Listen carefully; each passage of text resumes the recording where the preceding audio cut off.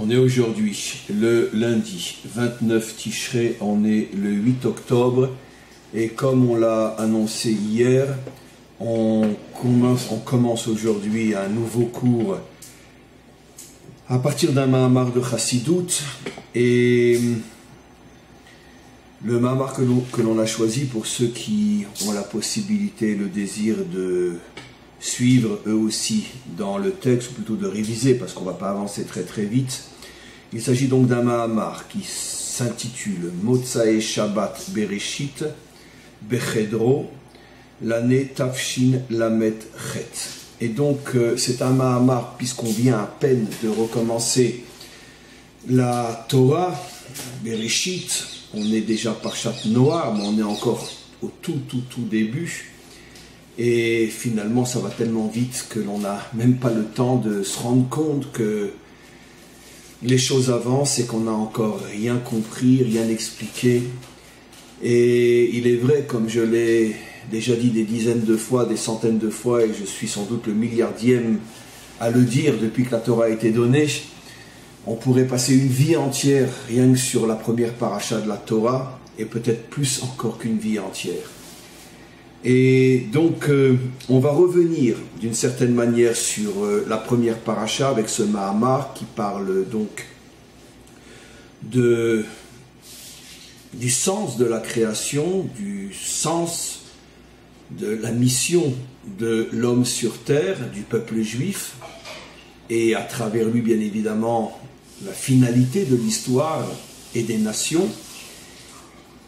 La notion que le Rabbi va évoquer évidemment n'est pas pour nous une notion qui est complètement nouvelle, puisque c'est un sujet, comme vous le verrez au fur et à mesure, que l'on a déjà abordé de différentes manières, surtout à l'époque de Pessah. Mais malgré tout, le fait de le revoir, et comme je ne cesse de le dire, il n'y a pas de répétition dans la Torah, parce que chaque sujet de Torah, même s'il a déjà été vu une fois, il n'a été compris que selon l'ouverture qui nous a été donnée à ce moment-là, selon notre mérite du moment, selon ce que le Maître du monde a voulu nous permettre de comprendre, selon le contexte intellectuel, spirituel, moral, psychologique dans lequel on était. Il est évident que nous n'avons pu voir à ce moment-là qu'une goutte de l'océan, de tout ce qu'il y a à voir dans cet enseignement. Et donc à chaque fois que l'on reprend l'enseignement, on est différent, on a peut-être d'autres mérites, on est dans un autre contexte, et évidemment, c'est une nouvelle ouverture qui va se faire à l'intérieur de ce même enseignement, qui va nous permettre de comprendre de nouvelles choses. Et donc on va commencer le texte directement. Sur le premier verset de la Torah, Bereshit bara Elokim et Hashamaim ve'et haaretz. Au commencement, Elokim, le Dieu créateur, créa le ciel et la terre.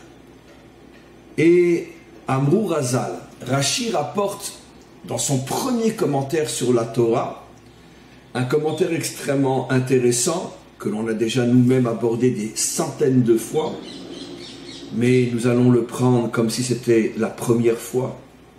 Amar Rabbi Yitzhak. Rabbi Yitzhak dit: Lo yatsarir le'atril et Torah ela me'achodesh hazeh lachem. Comment se fait-il que la Torah commence par le récit de la création, alors que la première mitzvah, le premier commandement qui a été donné à Israël, juste avant la sortie d'Égypte, le premier jour du mois de Nissan, le premier de tous les commandements de la Torah donnés au peuple juif, c'est le commandement qui concerne le premier jour du mois. D'ailleurs, ce soir, nous rentrons dans Rosh Chodesh, nous sortons du mois de Tishrei, nous rentrons dans le mois de Mar Cheshvan. Et donc la mitzvah de Rosh Chodesh, de consacrer, de célébrer le premier jour de chaque mois. Il y avait d'ailleurs, et on va en parler, on va avancer très doucement dans ce Mahamar, si on arrive à lire 3 lignes en un mois, ça sera déjà un miracle. C'est d'ailleurs comme ça qu'il faut étudier un Mahamar, parce que étudier un Mahamar en 1 heure, c'est inconcevable et invraisemblable. Chaque Mahamar, chaque ligne de Mahamar devrait être étudiée pendant des jours et des mois. Mais peu importe. Quoi qu'il en soit, on va revenir donc sur cette mitzvah de Rosh Chodesh.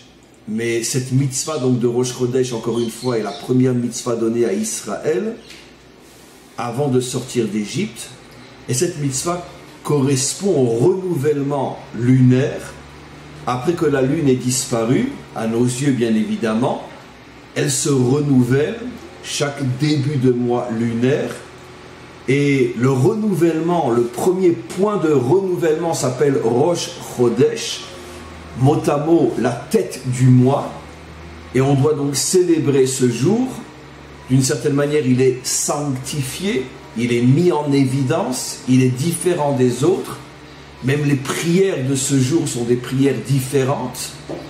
Et c'est encore une fois le premier commandement qui nous a été donné. Alors pour l'instant, je n'explique bien sûr pas plus, on est toujours dans le technique. Rabbi Yitzhak dit, comment se fait-il que la Torah commence au commencement? Elle aurait dû commencer directement par la première mitzvah qui a été donnée à Israël, avant même la sortie d'Égypte. Alors évidemment, avant d'aller plus loin, on ne peut pas évoquer ce que tous les commentaires demandent sur cet enseignement de Rabbi Yitzhak. Cet enseignement de Rabbi Yitzhak paraît complètement stupide, complètement inacceptable, complètement invraisemblable. Mais évidemment que la Torah doit commencer au commencement. On ne peut pas commencer la Torah des millénaires après le commencement, juste avant la sortie d'Égypte. Il faut même que tu nous expliques d'où vient le peuple juif. Et avant lui, d'où vient le monde. Donc c'est évident que, je ne sais pas, prenons un exemple simple, c'est celui qui me vient aujourd'hui. Prenons un homme, un grand savant, un grand médecin, un grand ingénieur, un grand tout ce que vous voulez, qui a réalisé quelque chose d'énorme dans sa vie.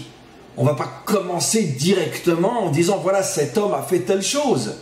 Ben, explique-nous un petit peu qui est-il, d'où vient-il, quel est son parcours, qu'est-ce qui l'a amené, préparé à cet événement dont tout le monde parle maintenant. Exactement de la même manière, on ne peut pas directement rentrer dans le sujet de la sortie d'Égypte, mais c'est qui les Juifs? D'où vient Israël? Pourquoi Israël? Que font-ils en Égypte? Et en remontant de fil en aiguille, on va forcément revenir à la source première qui est le Créateur et la création du monde. Donc tous les commentaires évidemment s'étonnent sur Rabbi Yitzhak, mais quelle est ta question? Ta question est stupide. Il y a tout un processus avant d'arriver à ce premier commandement. Alors on laisse bien sûr cette question de côté pour l'instant, on continue le texte. Rabbi Yitzhak lui-même se donne une réponse à sa question. Ou Mata'am Pata Bebereshit. Vous allez voir que la réponse qu'il donne n'est pas celle évoquée par la question contre sa propre question, c'est-à-dire la question contre sa question, c'est qu'évidemment, il faut bien commencer par le commencement. On va voir que ce n'est pas la réponse qu'il va se donner à lui-même. Il va se donner une autre réponse. Pourquoi on a commencé par le commencement? Bon, on est en présence des enseignements des maîtres d'Israël, donc c'est complètement, totalement, absolument au-dessus de notre cerveau standard, etc. Alors, Umata'am Patar Bebereshit, pourquoi on commence par le commencement? Répond Rabbi Yitzhak, Mishum, à cause, ou en se fondant sur un verset, qui dit la chose suivante, Kohar Ma'asav Igid Le'amo. Le maître du monde a révélé à son peuple la puissance de ses actions, c'est-à-dire au niveau premier, il a révélé la création, la puissance de son œuvre, qui est la création, la tête lahem nachalat goyim, afin de permettre à Israël de récupérer nachalat goyim, ce que les 7 peuples cananéens avaient pris aux descendants de Shem, la terre d'Israël. Et Rabbi Yitzhak continue et il dit She'im yomru umot ha'olam li Israël listimatem. Car évidemment, tout le monde a le droit de conquérir la terre dans laquelle il finira par habiter. L'Amérique tout entière, nord et sud, a été conquise par les Européens après avoir provoqué l'un des plus grands génocides de l'histoire humaine, bien plus important que le génocide des Juifs. C'est beaucoup plus que 6 millions d'Indiens, d'hommes, femmes et d'enfants et de nourrissons qui ont été massacrés par les chrétiens européens.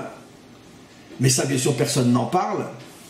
Ne parlons pas des massacres de Noirs, transportés, vendus comme du bétail pour en faire des esclaves, et la grande majorité ont été jetés en mer aux requins, ont été massacrés pendant le voyage. Une fois arrivés là-bas, ne parlons pas des millions de jeunes noirs qui ont été violés par leur maître, mais bien sûr par la civilisation du tu aimeras ton prochain comme toi-même. Mais ça, bien sûr, personne n'en parle, parce que, évidemment, les Américains, eux, brillent d'amour, de tolérance, de liberté, avec leur fameuse statue de la liberté. Statue de la liberté dans un peuple qui est l'un des plus grands génocideurs de l'histoire humaine. Mais eux, ils ont le droit. Les Russes ont le droit, les Français ont le droit. Jusqu'à aujourd'hui, les Français n'ont pas rendu la Corse qu'ils ont volée aux Corses, car la Corse n'est pas la France. Jusqu'à aujourd'hui, les Français sont en Guadeloupe, en Martinique, et je ne sais où. Mais eux ont le droit. Ne parlons pas des Anglais, ne parlons pas de tout le monde. Mais quand les Juifs reviennent sur leur terre, qu'on leur a volé, parce qu'on les a chassés, là le monde entier hurle. Mais qu'est-ce que font-ils? Que font-ils, ces colons, ces voyous, ces voleurs, ces assassins? On connaît l'histoire. Les nations ont décidé qu'il y aurait un peuple dans la terre, un peuple sur terre, qui porterait les malheurs de toute la terre. C'est-à-dire que tout ce que nous on le fait, mais on vous accuse, vous, de faire ce que nous faisons. Bien que vous ne le faites pas, puisque vous ne faites que revenir sur une terre qu'on vous avait dès le départ volée, en vous massacrant et en vous chassant. Mais Rabbi Yitzhak, étant un maître d'Israël, qui mieux que lui sait comment les nations fonctionnent et comment ce pauvre peuple juif est traité durant l'histoire, donc il continue et il dit, après que les Juifs, après la sortie d'Égypte, reprendront leur terre, toutes les nations diront, chez Im Yomru Umot Haolam, les Israël, toutes les nations diront à Israël, Listimatem, vous êtes des voleurs.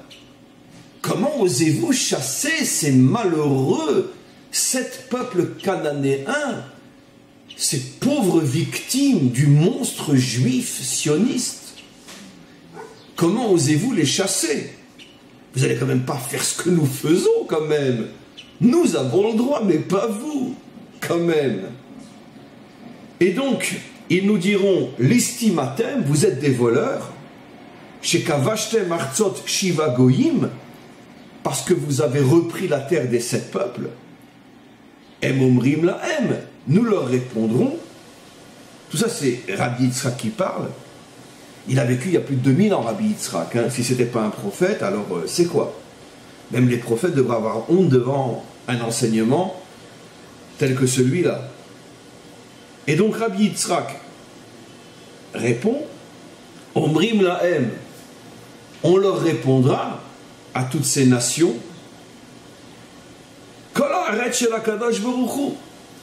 toute la terre appartient à Hachem, c'est lui qui l'a créée, c'est ce qui est dit dans le récit de la création.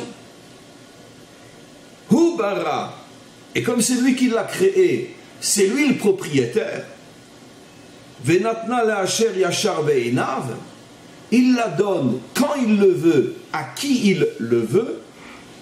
Birtsono natna lahem, il y a eu un moment où il a accepté que ce soit les 7 peuples qui soient sur cette terre. Ou Birtsono natla mehem, mais quand il l'a décidé, c'est lui et pas nous. qui avons repris, c'est lui qui a repris cette terre, Venatna lanu, et nous l'a donnée. Alors, évidemment, j'ai approché ce texte-là d'une manière très en relation avec l'actualité. C'est pas l'esprit dans lequel le Mahamar de Chassidout va continuer, va lui-même aborder le sujet, parce que la Chassidout étant l'un des aspects des secrets de la Torah, prend les choses à un niveau extrêmement, extrêmement haut, qu'on pourrait appeler le niveau source. Comme on le sait, la Chassidout est appelée Mahayan, la source, Kshiafutsu Mainotecha Chutsa. La Chassidout répand les sources des secrets jusque dans les endroits les plus éloignés. Mais comme il s'agit d'une source, c'est évident que le rabbi ne va pas utiliser le langage que j'ai utilisé moi, ne va pas prendre les choses au niveau de la scène internationale et au niveau de l'histoire telle que nous la vivons. Le rabbi dans ce Mahamar va prendre les choses à un niveau extrêmement, extrêmement haut.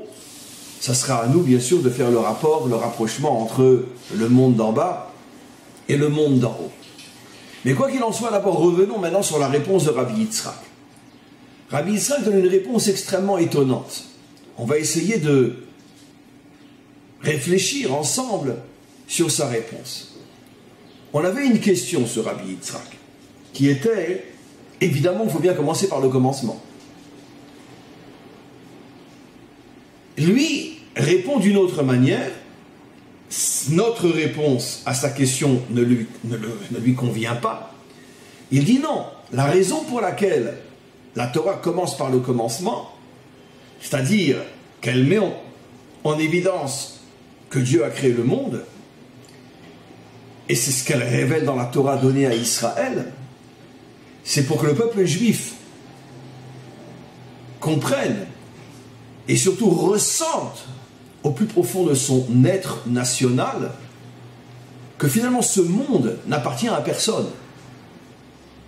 Ce monde appartient à celui qui l'a créé et qui le dirige. Puisque comme on le sait, Elohim, Bereshit bara Elohim, Elohim veut dire créateur, mais veut dire aussi dirigeant. Les dirigeants, dans toute la Torah, en hébreu biblique, un dirigeant s'appelle Elohim, même s'il n'est pas Dieu. J'ai déjà expliqué des milliers de fois. Moshe sera nommé Elohim par rapport à Pharaon. Un verset explicite. Pourquoi? Parce que c'est lui qui va donner des ordres et qui va obliger Pharaon à se soumettre à sa volonté et à libérer Israël. Donc, Dieu lui-même appellera Moshe Elohim. Pourtant, ce n'est pas Dieu. Mais Elohim veut dire dirigeant. Les juges sont appelés Elohim en hébreu biblique. Pourquoi? Parce que c'est eux qui décident finalement du sort et de l'avenir d'un homme. Donc ils ont dans ce domaine-là le rôle de dirigeant. Les anges sont appelés eux aussi Elohim. Parce que d'une certaine manière, il leur est confié certaines missions qui va influencer, changer le ta'alir, le processus historique. Et donc encore une fois, à partir du moment où le premier verset dit Bereshit bara Elohim, Dieu est à la fois créateur et dirigeant de ce monde, ce qui veut dire qu'il n'a pas du tout abandonné ce monde et il ne l'a donné à personne. C'est ce que l'on verra beaucoup plus tard dans la Torah au sujet du commandement de laisser les terres en friche tous les 7 ans, le Shabbat de la terre.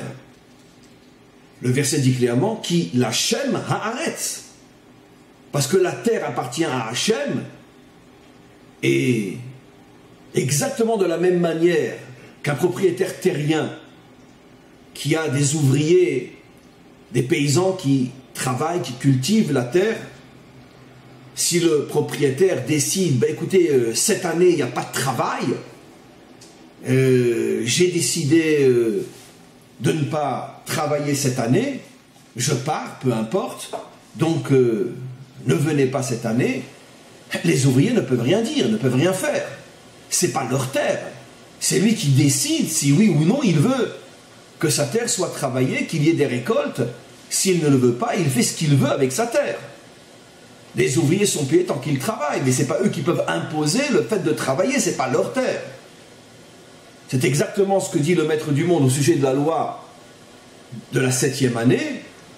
Et ne commencez pas à râler et dire mais attends, on ne peut pas rester un an sans travailler, les récoltes, c'est pas votre problème, c'est ma terre, c'est pas la vôtre. C'est ma terre. Et donc, cet enseignement de c'est ma terre, qui n'est pas du tout un enseignement facile et simple à comprendre. Parce que dans toutes les religions, d'ailleurs, c'est extraordinaire quand je vous dis, je n'arrête pas de dire qu'il y a un lien d'une profondeur, mais inimaginable, une symbiose inimaginable entre les enseignements du Rabbi et ceux du Rav Kook. Parce que dans un autre langage, les deux arrivent à la même notion. Hier, on parlait du fait qu'on ne peut pas commencer à être un vrai juif, et certainement pas un rave, si on n'a pas une hygiène alimentaire et une hygiène de vie parfaite, ou presque parfaite. Parce que la dimension corporelle, physique, matérielle est le fondement même d'une spiritualité authentique. Et donc, si ta vie corporelle n'est pas bonne, ta vie spirituelle ne peut pas l'être, c'est absolument impossible. Regardez que ici, dans ce Mahamar, bon, c'est vrai que c'est Rabbi Yitzhak qui parle, mais c'est le Rabbi qui rapporte ce Mahamar, qui rapporte cet enseignement. On en arrive à la même conclusion. Dans toutes les religions, mais le problème ne se pose même pas. Dieu n'est pas le propriétaire de ce monde matériel. Dieu, c'est les mondes supérieurs, c'est les mondes célestes, c'est les mondes spirituels. Et même s'il a créé ce monde, je veux dire qu'il en est le seul et unique propriétaire, nous ne sommes que des employés dans sa maison. Mais qui réellement comprend et à plus forte raison ressent ces choses-là? Et donc c'est ça l'enseignement de Rabbi Yitzhak.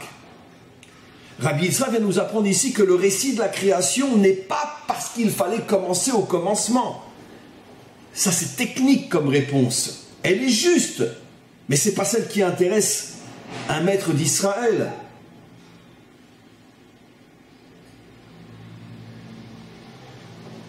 Les maîtres d'Israël ne s'intéressent pas au comment, ils s'intéressent au pourquoi. Quelle est la véritable raison pour laquelle on commence la Torah par le récit de la création? Parce que le récit lui-même n'est pas simplement le commencement, mais c'est un enseignement d'une importance capitale. C'est-à-dire que si tu loupes le récit, d'une certaine manière, tout ce que tu vas faire et réaliser après dans ta vie spirituelle, c'est du bidon. T'es un religieux. T'es pas un juif. Être un juif commence par la prise de conscience absolue, au point de devenir le sang qui coule dans tes veines. Il n'y a qu'un seul et unique patron dans ce monde, c'est le maître du monde. C'est d'ailleurs la raison pour laquelle je l'appelle toujours moi le maître du monde, qui est en vérité la traduction en français d'une appellation thoraïque, Adon Olam, le maître du monde. Mais de toutes les appellations possibles, j'ai choisi de l'appeler le maître du monde, parce que c'est le fondement même, c'est l'essence même d'une spiritualité authentique. Avant toute autre notion, comprend qu'il est le seul patron sur terre. Et donc c'est ça l'enseignement. Ce monde matériel appartient à Hachem. Ce ne sont pas les dirigeants qui font l'histoire. Ce ne sont pas les puissants qui font l'histoire. Ce ne sont pas les riches qui font l'histoire. Ce ne sont pas les conquérants qui font l'histoire. Personne ne fait l'histoire. Le seul et unique qui fait l'histoire, c'est lui. Et regardez l'enseignement de Rabbi Yitzhak. Il donne sa terre, ou plutôt il prête, pour traduire en français justement, il prête sa terre à qui il le veut, quand il le veut, et quand il décide de dégager ceux à qui il l'a prêté pour la donner à quelqu'un d'autre, il dégage, un point, c'est tout. Mais attends, où sont les conquêtes de Yahushua dans cette histoire-là? Où sont les conquêtes de Canaan d'abord, 500 ans au préalable, dans cet enseignement-là? Les Cananéens sont venus, ils ont massacré tous les Chémites qui étaient sur cette terre. Ils s'y sont installés pendant à peu près 500 ans. Sont après venus les descendants de Shem, qui sont les descendants d'Abraham, qui lui étaient un descendant de Shem, et ont repris ce qu'on avait volé aux descendants de Shem. Il y a eu des combats, ça a duré 14 ans. La reconquête de cette terre. Non, Rabbi Yitzhak, tout ça c'est des détails. Ça c'est pour les journaux, pour le cinéma, pour les livres d'histoire, pour ceux qui cherchent les vraies raisons là où elles ne sont pas. En vérité, ce n'est pas les Cananéens qui ont conquis cette terre, ce n'est pas les Juifs qui l'ont repris. C'est le maître du monde qui prend, qui donne, qui reprend, qui donne, un point, c'est tout. Tout le reste, ce ne sont que des figurants qui ne font que voiler celui qui véritablement agit. Voilà ce que nous devons comprendre de cet enseignement-là. Alors maintenant, on comprend ce que dit Rabbi Yitzhak. Si la Torah avait directement commencé par le premier des commandements, c'est-à-dire que si la Torah nous avait fait directement rentrer dans la vie religieuse, mais sans nous préparer à comprendre ce qu'il vient de nous expliquer, eh bien le judaïsme serait devenu une religion comme toutes les religions, ce qui malheureusement est plus ou moins le cas aujourd'hui. C'est-à-dire que bon, moi je suis chrétien, moi je suis musulman, moi je suis juif, moi je suis bouddhiste, moi je suis...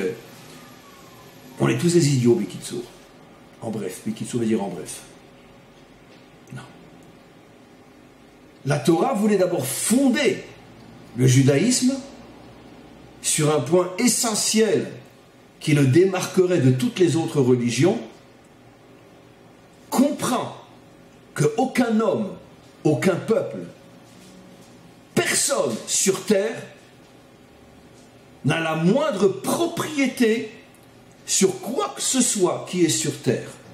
Nous sommes tous des figurants à qui le maître du monde prête et reprend quand il le veut.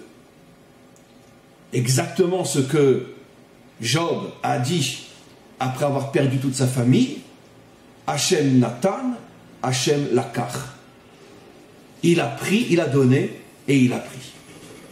Les commentaires posent la question: et tu as besoin de nous dire que l'eau elle est mouillée? Mais évidemment que c'est Dieu qui donne, c'est Dieu qui reprend. Quelle est l'intelligence, la sagesse qu'il y a dans ce verset? C'est évident. C'est lui qui donne, c'est lui qui reprend. Mais cette question ne peut être posée que par celui qui aborde la Torah d'une manière technique, qui comprend le comment mais qui ne cherche pas le pourquoi. Pourquoi Job a dit ça?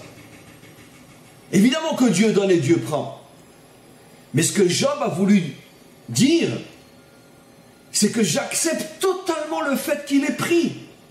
Puisque dès le départ, je n'avais aucune raison de recevoir. Il ne m'a pas donné parce que je méritais. C'est lui qui a décidé de me donner.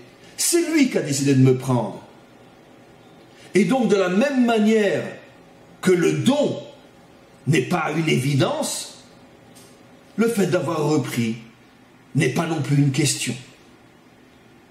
Quand on arrive à ce niveau-là, mais vous imaginez la force qu'on a dans ce monde, vous imaginez la puissance qu'on a dans ce monde. Qu'est-ce qui nous affaiblit? Qu'est-ce qui nous rend triste? Qu'est-ce qui nous déprime? Qu'est-ce qui nous fait tomber? Mais c'est justement le sentiment de pourquoi je n'ai pas? Pourquoi j'ai perdu? Pourquoi lui? Pourquoi pas moi? Mais qu'est-ce qui m'arrive?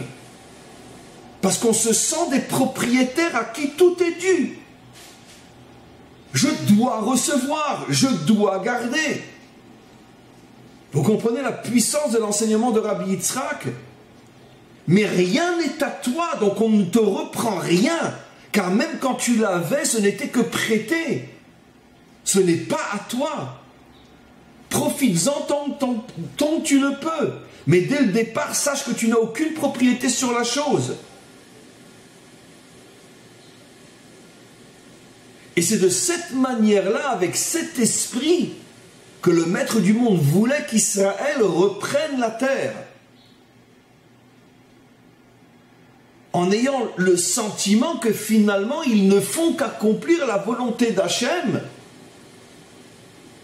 que le temps qui avait été accordé aux Cananéens est épuisé. Maintenant commence un nouveau temps où cette terre est donnée à Israël, mais eux non plus ne sont pas les propriétaires de cette terre-là, en ce sens que s'ils ne se comportent pas bien, il y aura l'exil, comme la Torah le dira et l'annoncera très clairement.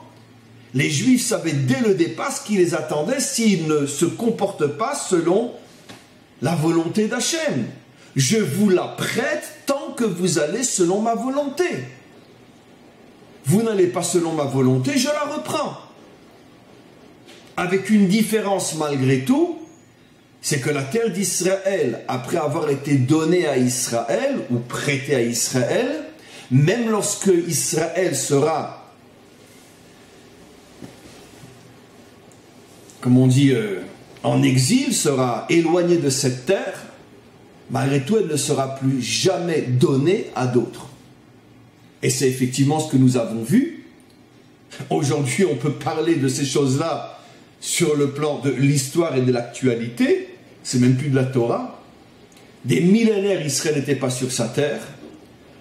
Les civilisations les plus puissantes ont essayé de l'acquérir. Personne n'est arrivé.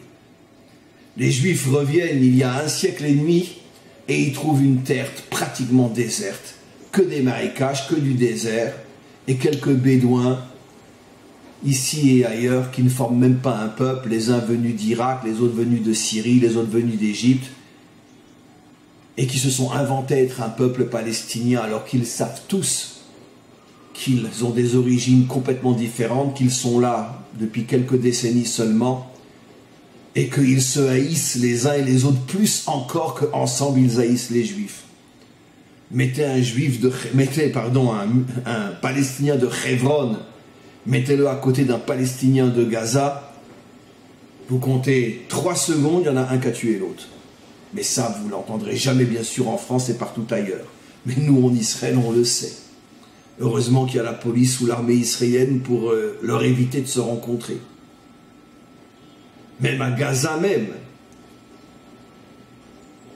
tout ce qui se passe et que vous n'entendrez jamais. Un véritable camp de concentration. Mamash, véritablement Auschwitz.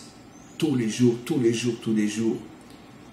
des centaines d'hommes, de femmes, d'enfants torturés à mort parce qu'ils ne vont pas exactement selon la pensée unique qui est imposée à tout un peuple qui n'ose même pas dire ce qu'il pense et qui souhaiterait véritablement que l'armée israélienne les libère du pouvoir du Hamas.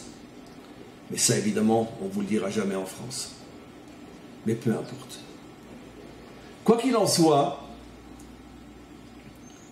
donc, on comprend que cet enseignement de Rabbi Yitzhak, tel que moi je l'explique, bien sûr, on va voir après que l'approche du Rabbi va remonter encore beaucoup plus haut, bien que ce qu'on explique nous est déjà extrêmement important, c'est que finalement le premier enseignement de la Torah rapporté par Rashi au nom de Rabbi Yitzhak nous met tout de suite au diapason de ce qu'est une spiritualité authentique.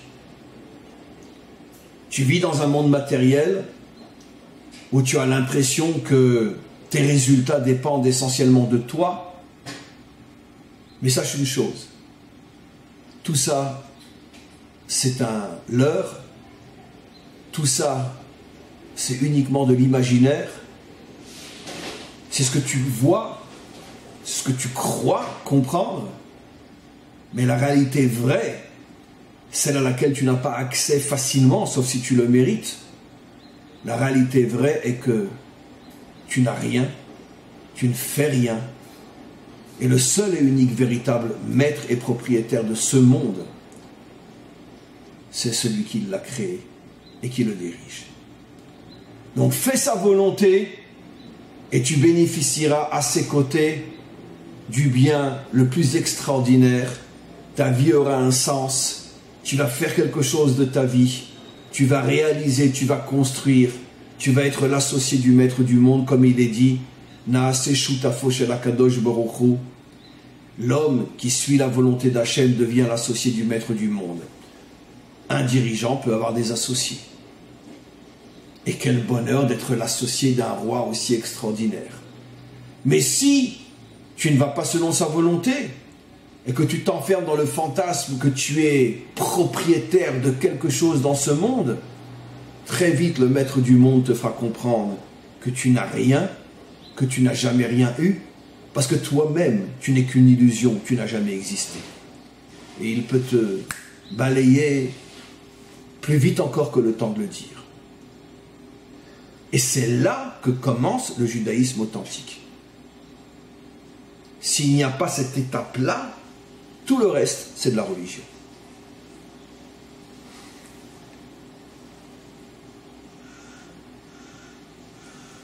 On va maintenant rentrer plus en profondeur encore avec ce qu'explique le rabbi.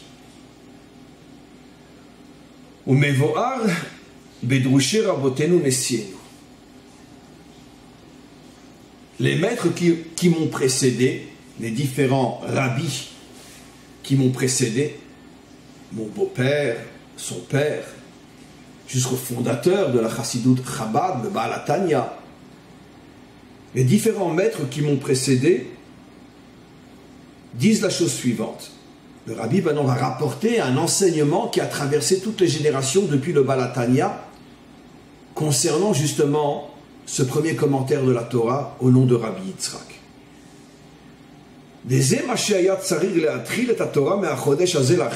Donc maintenant, n'oublions pas, on étudie maintenant de la Chassidut, donc on remonte à la source. La raison pour laquelle la question de Rabbi Yitzhak est qu'on aurait dû commencer par le premier commandement qui est celui du premier jour du mois, de fêter le premier jour du mois, qui y a la Chodesh Hazeh, parce que tout le sens de ce commandement, qui est le premier commandement donné à Israël avant même la sortie d'Égypte, ou Yichud, alors là bien sûr on va rentrer dans une expression typiquement Kabbalah, mais dans le signon signifie dans la formulation chassidique, parce que même si l'origine de la Chassidut, c'est à 100% les secrets de la Torah tels qu'ils sont dans le Zohar et la Kabbalah, mais la Chassidut est venue apporter son propre signon, sa propre approche, sa propre manière de comprendre et surtout d'enseigner les choses, avec aussi son propre langage. Le rabbi dit que ce premier commandement qui a été donné à Israël, ou Yichud, Sovev ou Memale.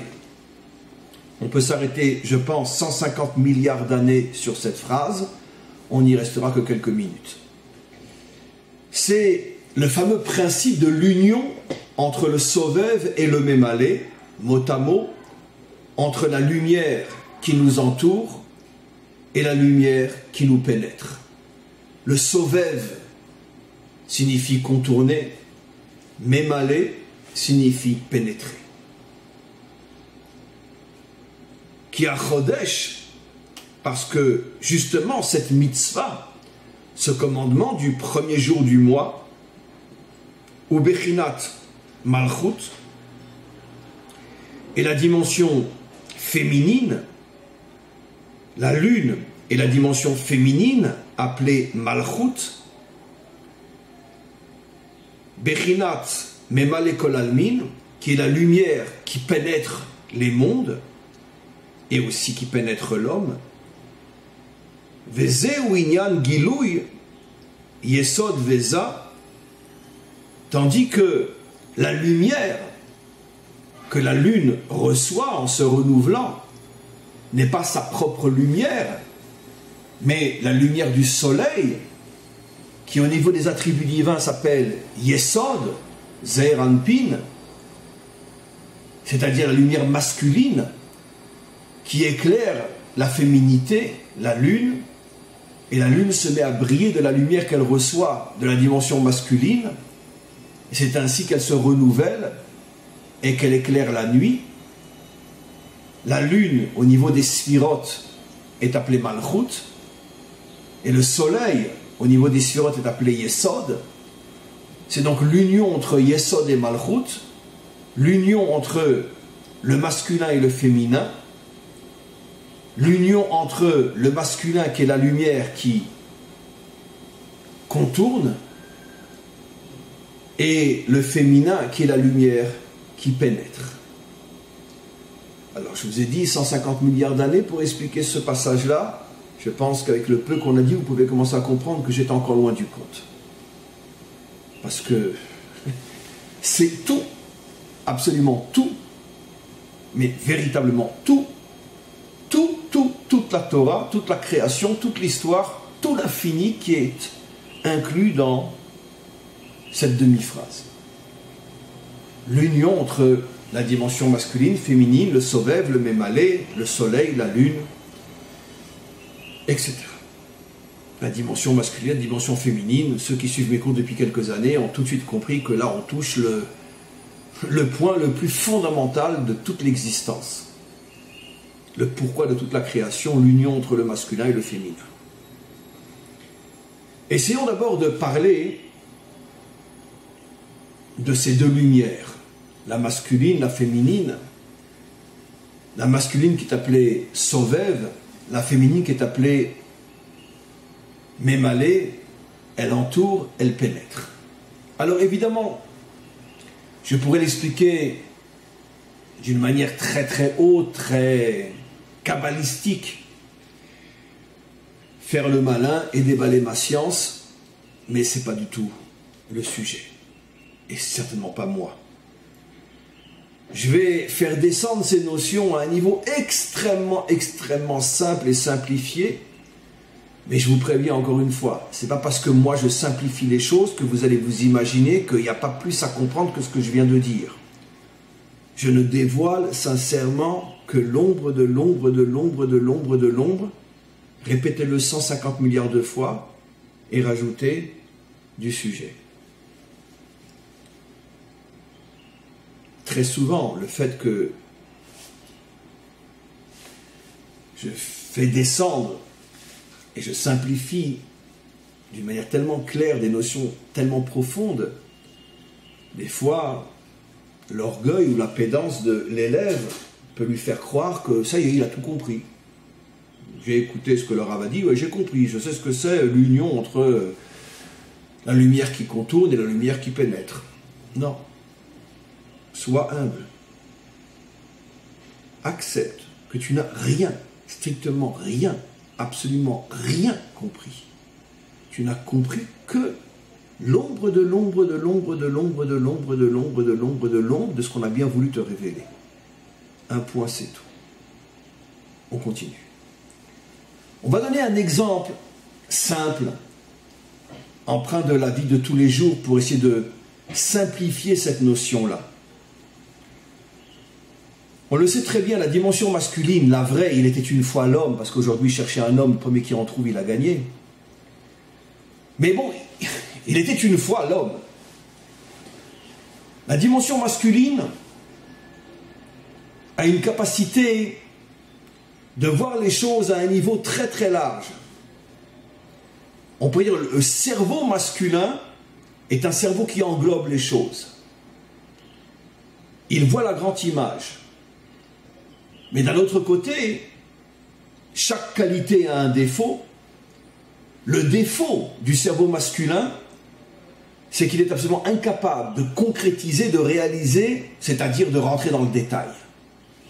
Ça reste très théorique. On pourrait donner l'exemple, le cerveau d'un savant.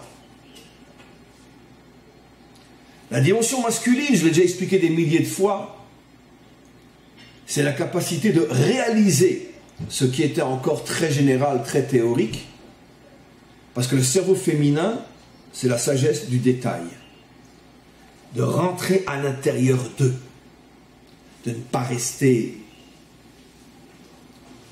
dans une vision très globale, qui est absolument juste, qui a justement le mérite d'englober énormément de choses. mais qui ne peut pas se réaliser parce qu'il lui manque justement cette dimension du détail qui est nécessaire lorsque l'on veut passer de la théorie à la pratique. Ça a été pendant des siècles le grand problème qui a opposé les prophètes au roi. Le prophète représente la dimension masculine, qui a une vision très globale et fondamentalement juste du présent et de l'avenir. Et le prophète voit que le comportement des dirigeants aujourd'hui va amener le pays à une catastrophe. Et il vient et il dit au roi, il faut absolument que tu changes ta manière de voir et d'agir, parce que sache que tu te trompes et que tu amènes ton peuple à la catastrophe. C'est exactement le contraire de ce que tu crois qui va se réaliser. Le roi entend ça, il devient fou. Parce que le roi, il est sur le terrain, il est dans le détail, il est à l'intérieur. Lui est au niveau de la lumière qui pénètre la réalité. Et à son niveau, pris et prisonnier à l'intérieur du détail, il n'a pas cette capacité de s'élever, de prendre ce qu'on appelle en français, de prendre suffisamment de recul pour être au-dessus du détail et voir la grande image. Et lui, non seulement ne voit pas la grande image, mais à son niveau, voit, comprend et ressent tout le contraire. Revenons à un autre exemple simple. Très souvent, les tensions et les disputes entre un homme et une femme à l'intérieur d'un couple proviennent de cette différence-là. Là aussi, je rajoute, il était une fois le couple, parce qu'aujourd'hui, malheureusement, les couples se déchirent pour toutes les honneries du monde, et on est très loin de ces vraies, grandes et magnifiques disputes qui sont la conséquence d'une différence de caractère. Aujourd'hui, il n'y a plus d'hommes, il n'y a plus de femmes, il n'y a plus de couple, il n'y a plus rien, donc on se dispute pour n'importe quoi, et c'est les visites aux zoos. Mais il était une fois l'homme et la femme, et lorsque il y avait des hommes, il y avait des femmes sur terre, et qu'il y avait donc des couples sur terre, très souvent, toutes les tensions, les difficultés prenaient naissance dans cette différence fondamentale de vision des choses. La vision masculine très juste, mais très théorique, et la vision féminine très restreinte, mais qui a l'avantage d'être très concrète, et donc beaucoup plus réelle, beaucoup plus acceptable, beaucoup plus vivante. Ce n'est pas pour rien si c'est la femme qui donne la vie, si c'est la femme qui est capable de transformer du rien en un être humain. Une goutte, c'est quoi? C'est très théorique. La dimension féminine s'est transformée justement dans les moindres détails du théorique en réalité vivante. Et bien, ce que son corps fait n'est que le reflet de la manière dont son cerveau fonctionne aussi. Mais comme ce sont deux dimensions qui sont à l'extrême opposé, l'union entre les deux n'est pas simple. En vérité, l'union entre les deux, c'est le symbole de l'union entre les deux parties de l'humanité qui s'opposent et se font la guerre depuis des millénaires, car de la même manière qu'il y a l'homme et la femme, qu'il y a le ciel et la terre, qu'il y a la vision globale, théorique et la vision restreinte, pratique, il y a deux types fondamentaux de civilisation qui traversent toute l'histoire. Les civilisations du type masculin, les civilisations du type féminin, et forcément, elles ne s'entendent pas, elles s'opposent et elles se font la guerre de génération en génération. Et jusqu'à aujourd'hui, jusque dans les moindres détails, ce que je dis est la vérité absolue. Tous les conflits, toutes les tensions politiques, économiques, militaires entre les différentes nations, peuples, civilisations, tout tourne autour de ce point-là. Si tu as la capacité de comprendre qui est masculin, qui est féminin, tu comprendras pourquoi ils s'opposent. C'est bien sûr pas aussi visible, aussi simple que ce que je le dis. Les Américains, les Russes, l'Occident, l'Islam. Qui est masculin, qui est féminin? Pourquoi s'oppose-t-il? Où est le véritable point de tension entre eux? Israël, les nations. Il n'y a qu'une seule et unique dispute dans ce monde, la dispute entre le masculin et le féminin. Le symbole de la paix entre le masculin et le féminin, c'est le renouvellement de la lune, qui ne se renouvelle que parce qu'elle reçoit la lumière du soleil, et en se renouvelant, d'une certaine manière, elle prouve qu'elle est en paix avec le soleil, parce qu'elle avait perdu sa lumière, je parle bien sûr à nos yeux, ce qui veut dire que les 15 derniers jours du mois symbolisent justement le conflit entre la lune et le soleil. C'est comme si la lune disait au soleil, je veux pas de ta lumière, je veux pas dépendre de toi. Et finalement, après, la lune réaccepte de s'unir au soleil et de recevoir sa lumière.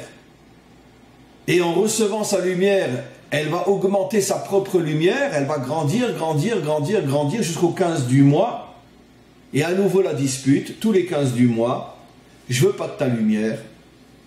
Et elle sombre dans l'obscurité jusqu'à son renouvellement, etc. C'est quoi le symbole du cycle lunaire? C'est l'éternel conflit entre la dimension masculine et la dimension féminine. On s'entend, on s'entend pas, on s'entend, on s'entend pas, je t'aime pas, je t'aime pas. C'est vrai au niveau individuel, les couples, c'est vrai au niveau des communautés, au niveau national, au niveau international. C'est le seul et unique problème qui traverse toute l'histoire. On comprend donc pourquoi la première mitzvah qui a été donnée à Israël symbolise l'union entre ces deux lumières, parce que toute la Torah n'a été donnée à Israël que pour arriver à unir le masculin et le féminin, à unir Israël et les nations, à unir les nations entre elles, à unir le ciel et la terre, à unir Dieu et son monde. En ce jour, Dieu sera un. Voilà l'extraordinaire explication que nous donnent les maîtres de la Chassidoute. Quel est le rapport avec Rabbi Yitzhak? Eh bien, c'est exactement dit dans le langage de la Chassidoute ce que dit Rabbi Yitzhak. Qu'est-ce que dit Rabbi Yitzhak? Que l'homme doit comprendre que ce monde est à Dieu et qu'au mieux tu peux être son associé. Eh bien, c'est exactement ça, la relation parfaite entre un homme et une femme. Nous sommes mariés, mais personne n'est le propriétaire de l'autre. Chacun a besoin de recevoir de l'autre. Même le soleil a besoin de recevoir de la lune, parce que la nuit, le soleil ne brille pas, et sans la lune, on serait dans l'obscurité la plus totale, ce qui veut dire, traduit dans un langage intelligent, même l'homme, même si dans le contexte de l'image d'Épinal, il était une fois, même si c'est lui qui est fort, même si c'est lui qui travaille, qui ramène l'argent, patati et patata, d'accord?